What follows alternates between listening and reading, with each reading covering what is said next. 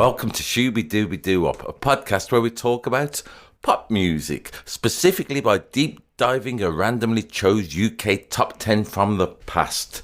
If I were to say to you, everything about it is so sexy, don't procrastinate, don't articulate, because without me it's so empty.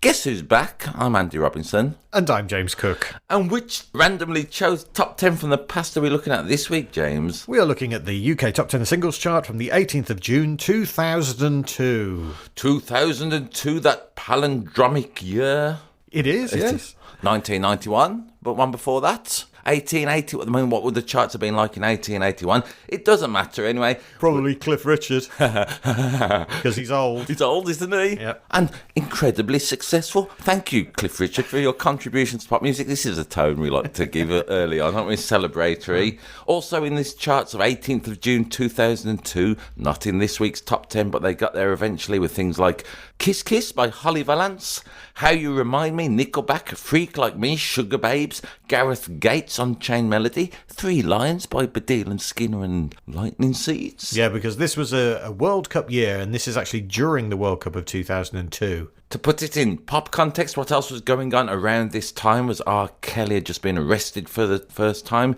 John Entwistle was about to die. So let's say he's let's say he was ordering drugs and prostitutes at this time. American Idol had just aired its first episode, but my favourite bit of news randomly was an asteroid the size of a football field had just flown past Earth. This was going on around the 18th of June 2002. Where were you? Do you know, James, as I say, we like to have a little think about it. I was doing gigs, hanging around, and in a pop context, I was doing warm-ups for never mind the buzzcocks at this time that I like to bang on about now and again. So, I was meeting people like Cheryl Baker, Colleen Nolan and Sonia, so, there's that. Cool.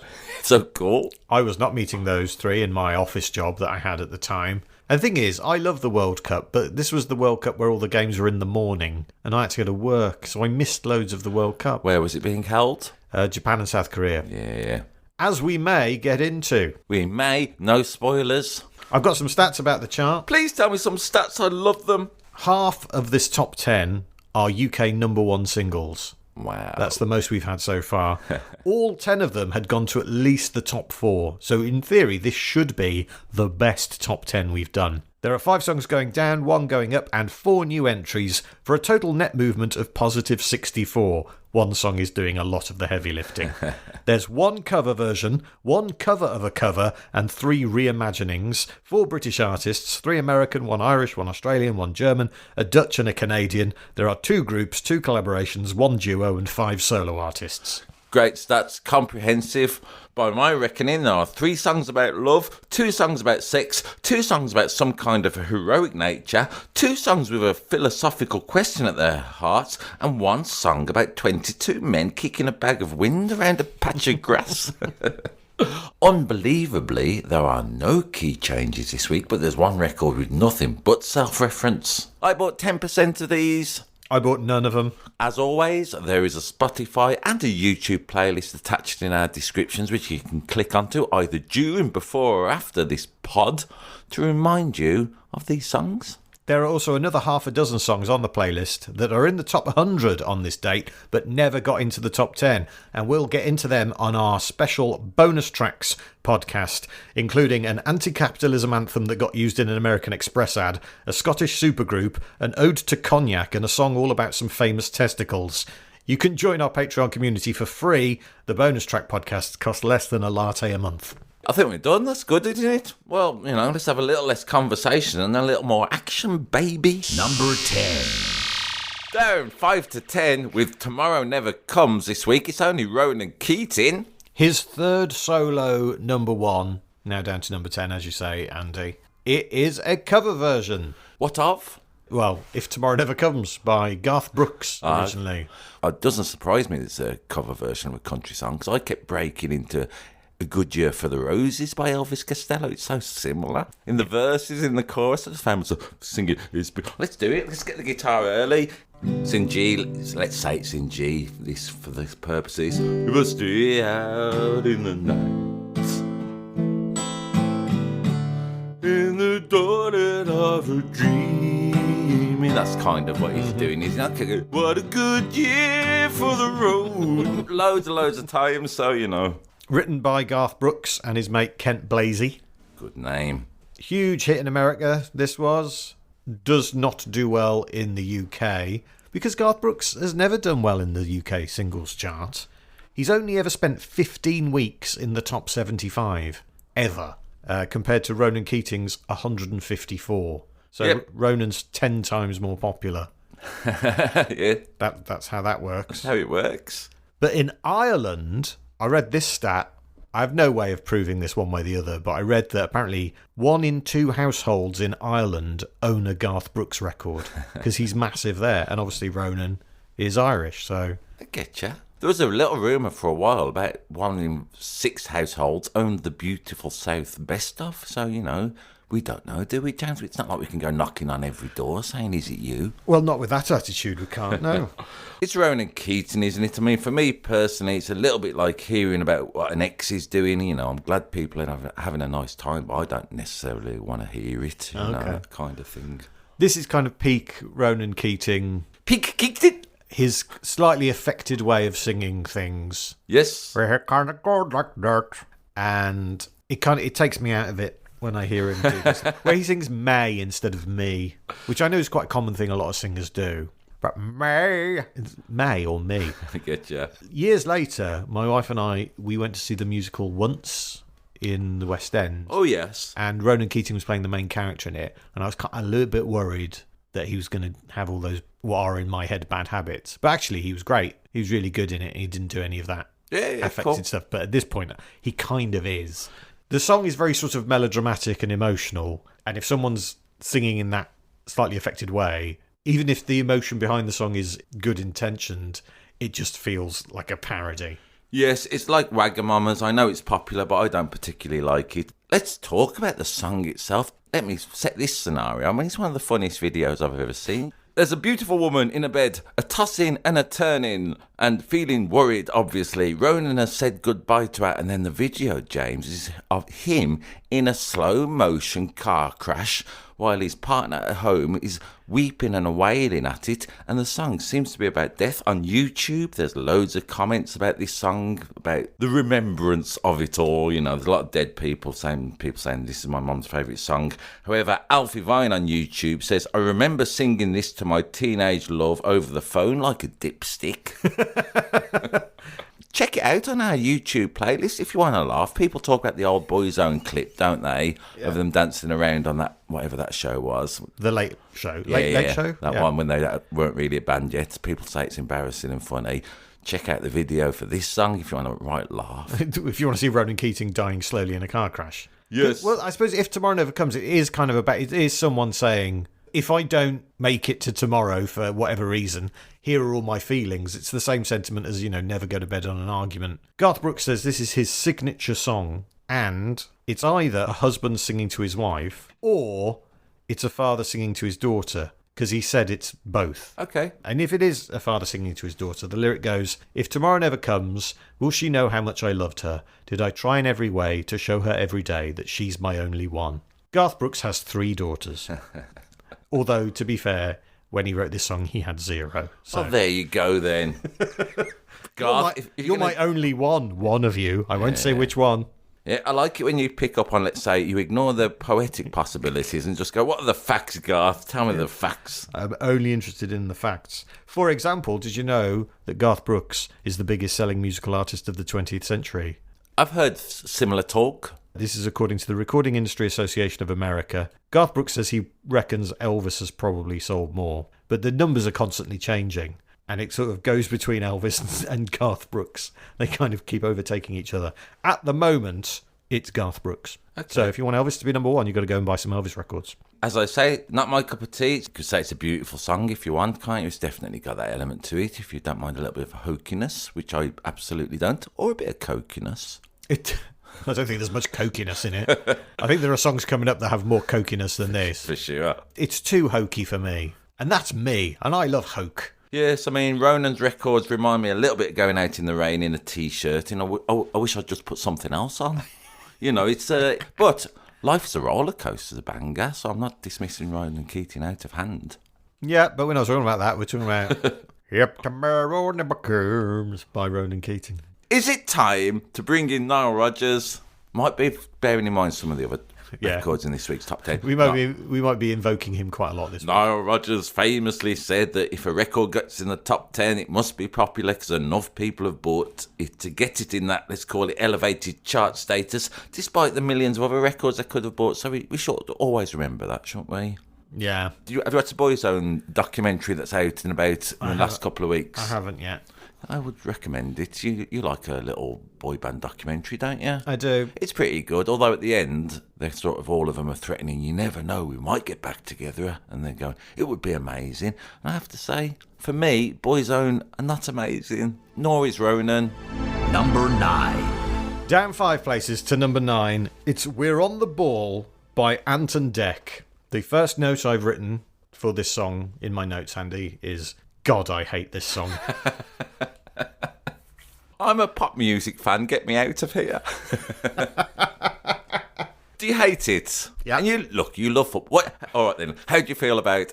Let's explain it. There might be people listening, James, in other countries who don't know who Anton Deck are. How would you explain Anton Deck to let's call it a foreigner or an alien, if you had to? Anton Deck are two cheeky working class lads who have hosted big entertainment shows on British television for the last 25 years. They started off in kids' TV as actors. They were briefly pop stars, and then they got into presenting TV. They are universally well liked, I think. Yes. I like them. Yes. This is horrible.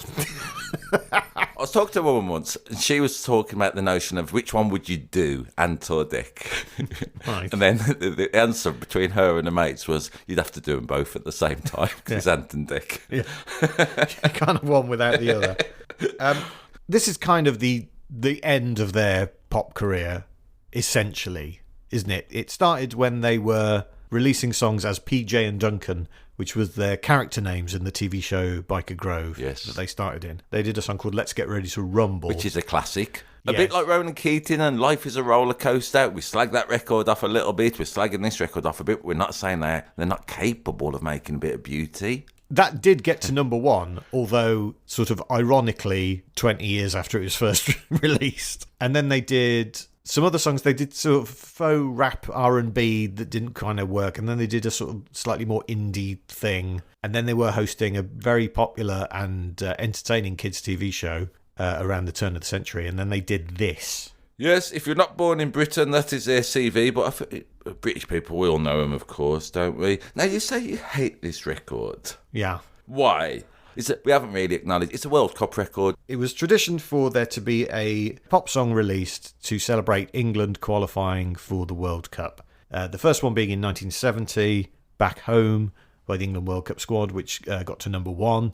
And then England didn't qualify for World Cup for a long time. Scotland took on the mantle and they released a bunch of singles in the 70s when they were getting to World Cups. And then in the 80s, they were all pretty bad. And then 1990, the best one was released, which is World in Motion by New Order, which knocks all the other football songs into a cocked hat. Then 6 years after... In your opinion? No, it's not my opinion. It's just objectively true. Then 6 years after that, a song called 3 Lines, which you alluded to being re-released in the top 100. Yes. Which was kind of about the fan experience of following England, which is Dylan Skinner and the Lightning Seeds.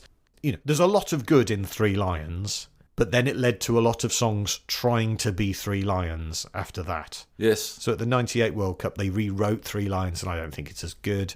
And there were things like Vindaloo, which is a great record, by James. Fat Les. And then there were lots of others that didn't get into the charts as people tried to cash in on this. I chose one for our, let's call it our extra tracks in our Patreon, if you want to listen to that. So that's all coming up, the notion of dubious cash-ins. But this one, it feels like people who don't know anything about football or have never watched football before singing about football. I remember, you remember Adam and Joe? I remember. They did a parody, because neither of them like football, so they did a football song that is like, ball, ball, ball, footy, footy, footy. Which is like a parody. It's certainly got a touch of that in this song. Almost like that. All right, let's do it musically. Get my guitar. Musically? Blah, blah, blah. Is All there right. music in this? I like it, James, because the chorus is kind of over an A minor and F, over the melody. What's the words to this? Can you remember? Have you got them? They thought it was all over. Of course, that's the first bloody line. But it's only just begun. And it's over something like that. However it goes. It's a bit dark, a bit all along the Watchtower Dylan-esque, I'm going to claim there. Well, I never thought this would be compared to Bob Dylan. And then the chorus goes, we're on the ball. C, we're on the ball. F, we're on the ball. We're on the ball. Pretty much that, isn't it? I agree with you, James. My first word, I seem to have wrote down, I'm looking at it, is bad. And there are 4 A's in between the B and the D. So what I've really wrote is bad. But that can mean good these days. I didn't mean it as good. I meant it as bad. Yeah. But on YouTube, and I agree with this, Desert Storm 7476 says, verses are so bad. Luckily, the outro is fire. Now, I kind of agree with this, because at the end for the chorus, when they go, we're on the ball, you know, we're on, it's got that bill, we're on the, we have to change the words for copyright, we're on the call. That'll sort it. But I like the bit that goes, Reno to Heskey, Bazza to Jimbo, Jimbo to Dino, Dino to Beckham. That's a good bit, come on. Yeah, it's them imagining some kind of passing move between all the famous players in the England team, which never happened in real life. It's so catchy, though. This song is that good. This song is so bad, and then that bit at the end, in the last minute, makes you go, I like this. I don't. There's so much in this song I hate. Right, the lyrics is like a cut and paste of loads of cliches, almost like ChatGPT has written it. So they get the first line, they thought it was all over. So straight away, reference to Kenneth Wolstenholme. And then talking about the World Cup being in Japan, the cup of Eastern promise in the land of the rising sun. Come on, mate. They go on about, we got Sven as the manager, Sven-Goran Eriksson, being a super Swede. Yeah. Golden Ball's his captain and Heskey makes it 5, which is a reference to England beating Germany 5-1 in a qualifier, which, much like the World Cup final of 1966, England fans will not shut up about. And part of it is hindsight. Had England won that World Cup, I would probably feel a lot more fondness to this song than I do. But because that whole squad and that generation of players, of the famous players of Beckham and Owen and, you know, Scholes and Gerrard and all that, is in my head synonymous with massive underachievement and dross. I getcha. I look back at it, and when they going on about Rio to Scholesy to Gerrard, I just think, yeah, but they never won anything with England, did they? They were only ever a quarter-final team. Why are we idolising them? I like it. You've picked up on the lyrical inconsistency of Rowan and Keating. It might be about a mother and a daughter, and now you're dismissing Anton Deck's tactical analysis. But it's just like that tabloid view of the England's heroes go to the World Cup and all that kind of, come on lads, we're going to go and watch the footy. And it's just so disconnected from the actual experience of watching England play at that time. And that's, I think, why I hate it. This song is a reimagining of a song by Harold Spiro. Basically the chorus, we're on the ball, that bit is by him. He also wrote Nice One Cyril. Nice one, Cyril. Nice one. See, I'm a West Bromwich Albion fan, so that song is very deep in my heart because of Cyril Regis. God bless his soul. Although it was written about Cyril Knowles originally. Yeah. That manner, though. Do you know that song won an Ivor Novello Award? What, Nice One, Cyril? Yeah. Did it? For Best Novelty Song. He also wrote Here We Go, which Everton released in the 80s. And Long Live Love, which finished 4th at Eurovision in 1974. Sandy Shaw? No, Olivia Newton-John. Okay. Yeah, for the UK. This song produced by Mike Hedges, whose production credits include Love Cats, Song for Whoever, There She Goes, Everything Must Go, Why Does It Always Rain on Me, and now this. All classics, beautiful classics, and there he goes. Now this. Yeah. Hilariously, this song gets to number 8 in Scotland. Well, popularity of Anton Deck, maybe. Yeah. There are so many bad football songs around this time, and this is one of them. Anton Deck on the ball. Can we give it a kick in? Yes, we can. Number 8. Down 4 to number 8 this week. It was also a former number 1. It's Liberty X with Just a Little. So should we tell the story of Liberty X? Yeah, if we've told the story of Ant and Dec, then absolutely dig into it. So they were the losers on Pop Stars, the original reality TV show. They were the runners-up, I'm going to say. Yeah, they were the 5 from the final 10 who didn't get into the group Hearsay. So they decided to form a group, and they called that group Liberty. And then another group called Liberty took them to court to say, oi, we were here first. And so they went, all right, we'll be Liberty X. They used to be called Liberty Twitter, I hear. Or Liberty 10 if you're a big fan of Roman numerals. Liberty X to me sounds a little bit if Malcolm X had a sister who was a stripper. You've been writing the jokes this week, haven't you? The 3 jokes about Liberty. That's good. I haven't. I've just been raging at Ant and Dec. just too angry. Still too angry, mate. But they go on to have a more successful pop career as Liberty X than Hearsay ever did, even though Hearsay had that number 1 early on. Which is a great song. Pure and simple. This is a great song, isn't it? It's come out the gate early. I've loved this week. I liked it plenty at the time, but I've been grooving and moving to this song this week. Yeah, it's a really good pop song. Really good pop song. It's a little bit, well, as they say, sexy. Okay, let's do it. I like it, James. Let me get my guitar and all that. It's in the G minor. Now, it's not quite, but I'm going to say it's kind of got, what is implied a little bit is that kind of rhythm, which Bo Diddley rhythm. It's not quite that, but it's implied heavily. Also, Faith, of course. We've talked about sexy. Copyright, everything about it is so exy. Liberty. And it could be do down to F minor. And then it goes back to G minor. Yeah. Lovely. And it's so good. Oh, sorry, I get excited.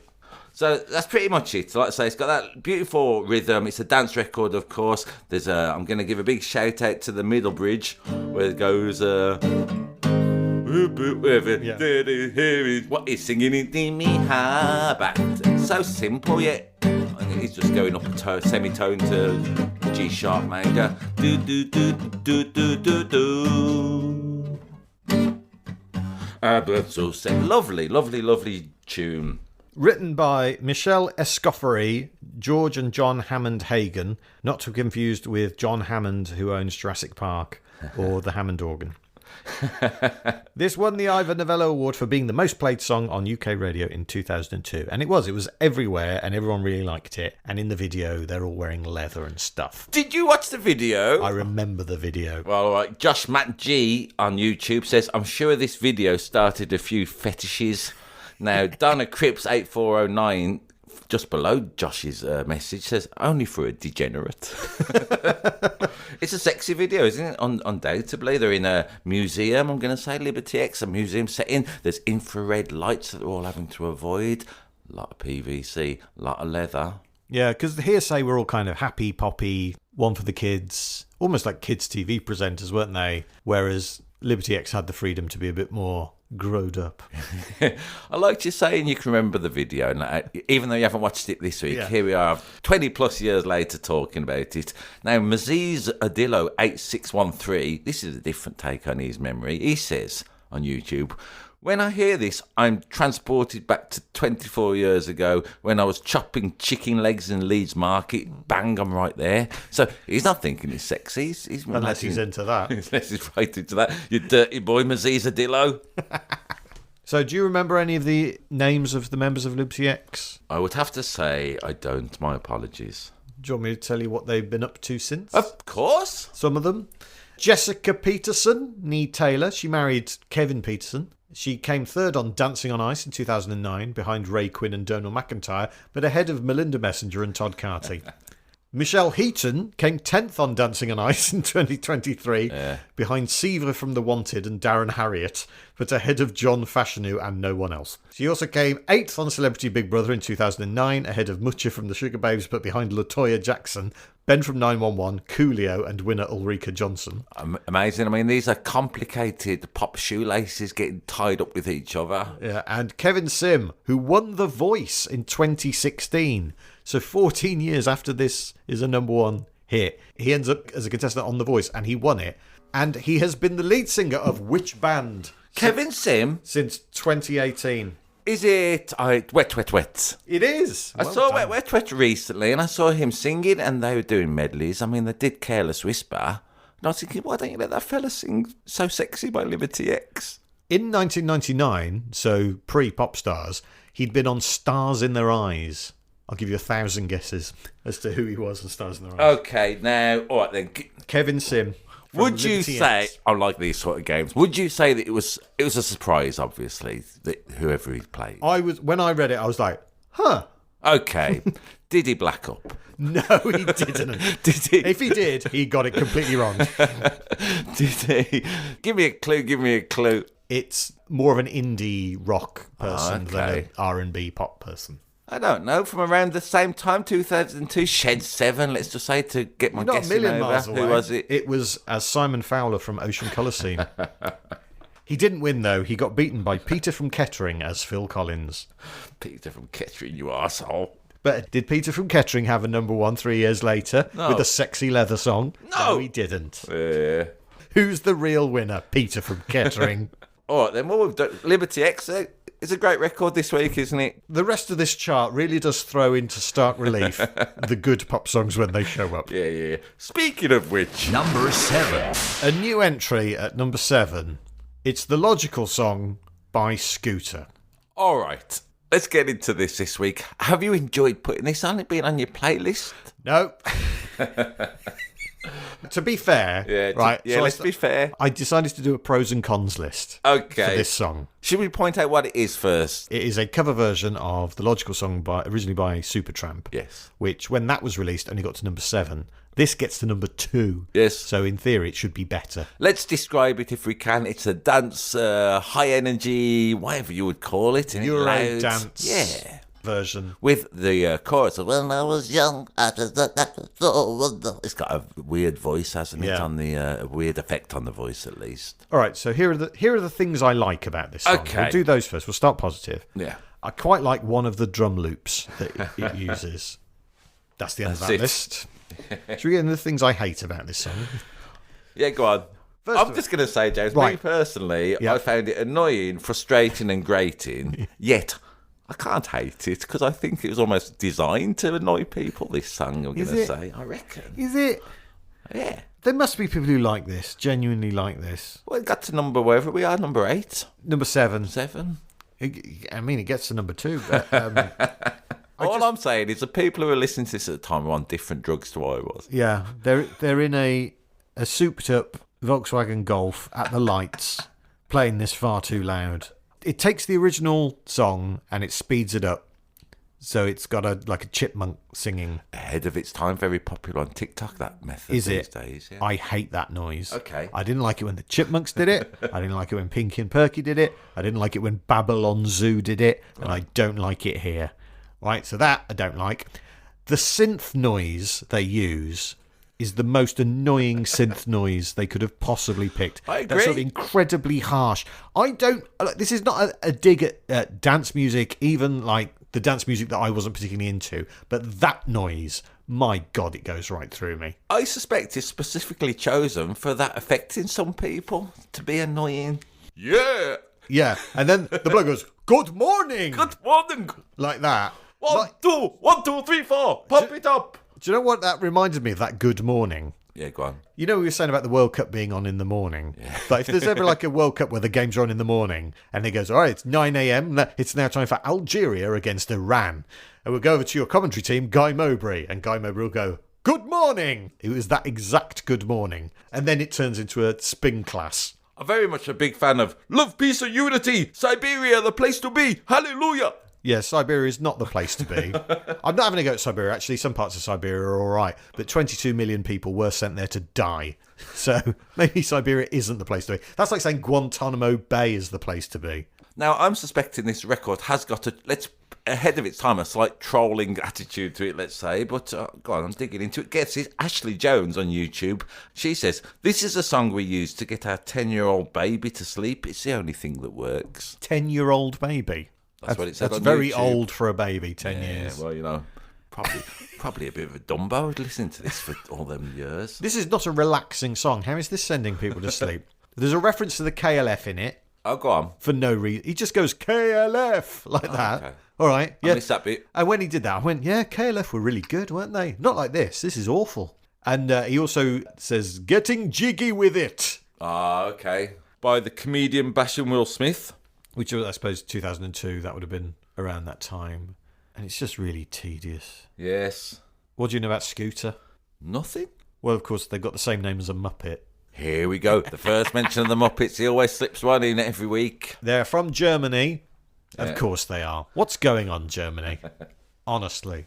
They are keyboardist Rick J. Jordan, whose real name is Hendrik Stedler, Shouting Man H.P. Baxter, real name Hans-Peter Gerders, and Axel Kuhn, who should have changed his name of any of them, really. I like Shouting Man as a name. No, Is that the person? no, I've come up with that. Okay. I was just trying to describe what he did in the group. Cool, I was hoping. He's the bloke who yells. All right. Axel Kuhn is married to German porn star Kelly Trump, who features in the video of this and has also appeared in such films as Supergirl Tits of Steel and Play With My Penis Until Death. I wonder what they're about. So good. Can't believe that Supergirl Tits of Steel got nothing from you. I like the idea of Play With My Penis Till Death. Yeah. I'm just trying to picture what would happen. Imagine that's set in a hospice. Be a long film. So, yeah, I hate this. Well, like I say, I really, really, really dislike it, but I can't hate it because it's so annoying. I've been so sort of even-handed and good-natured to all the songs, really, that we've done on this podcast. And then my two most hated songs have come up in the space of 3 tracks.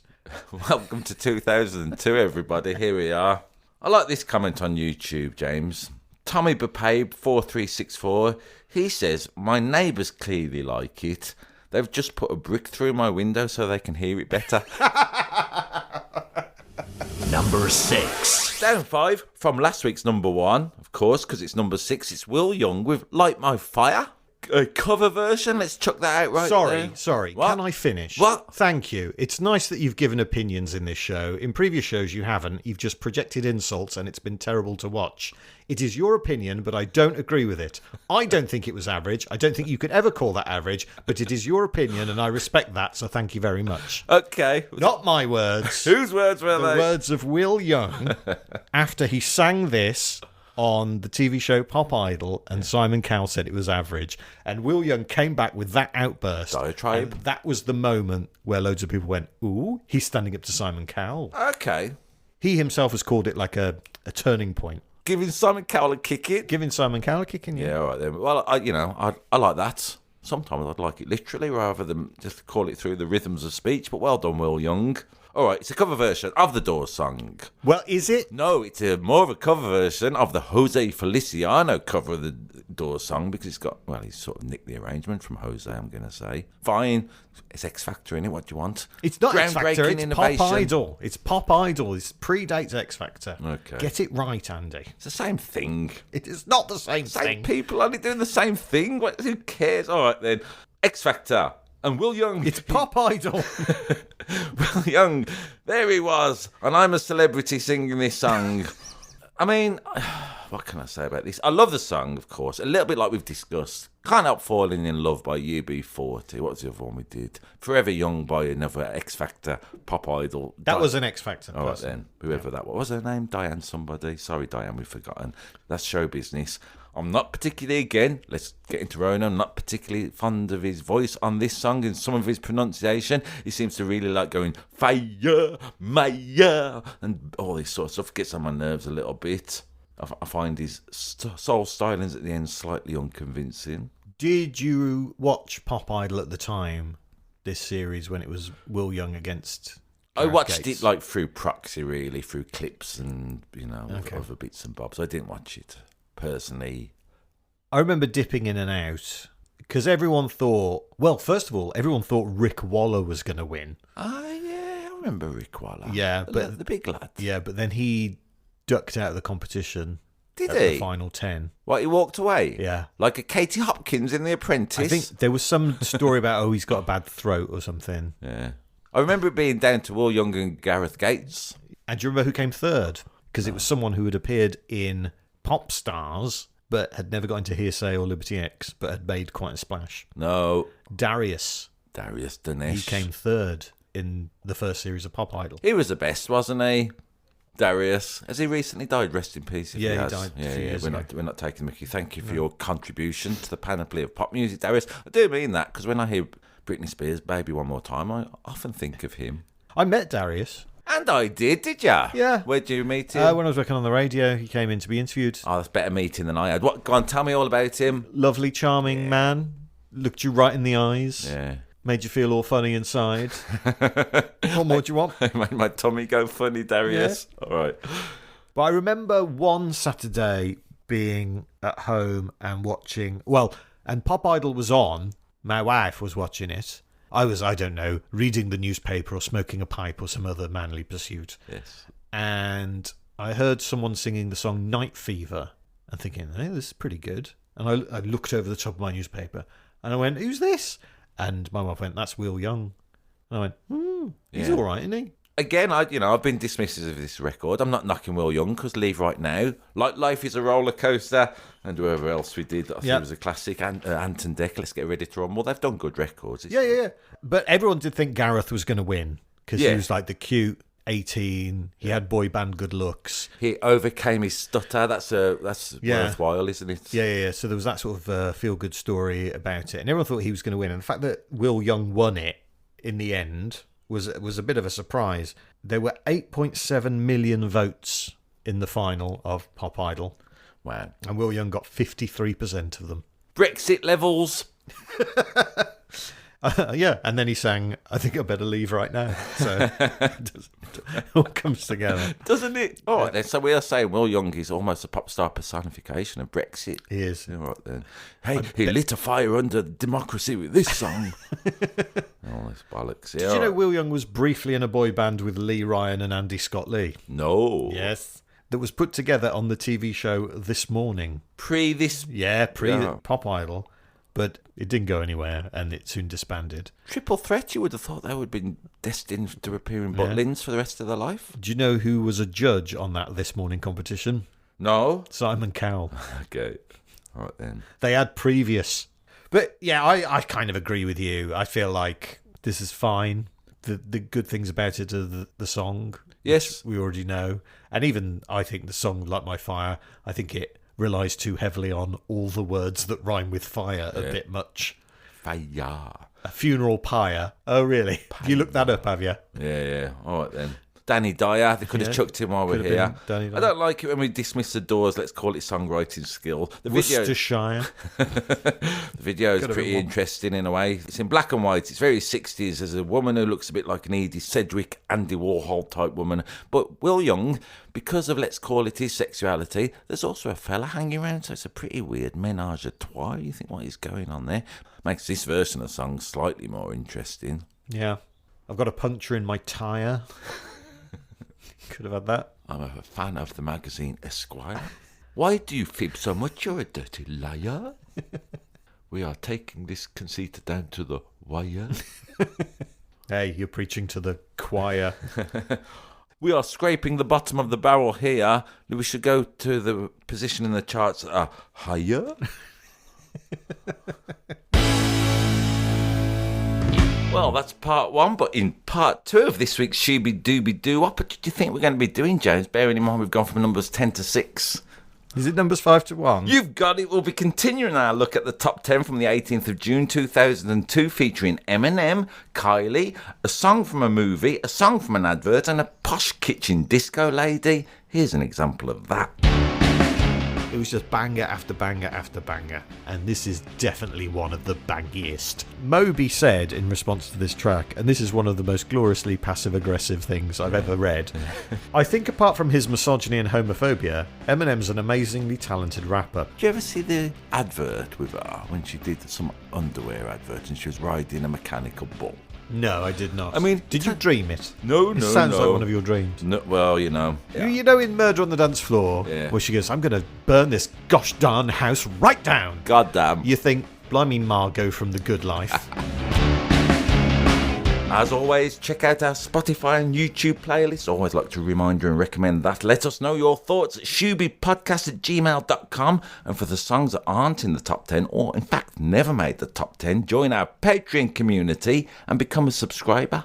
Thanks very much for listening. We love you so much. Please tell your friends, rate and review, follow, share, shout it from the rooftops. That's right, shout it from the rooftops, rate and review, and Shooby Dooby Doo Wop. Bop bop shoo.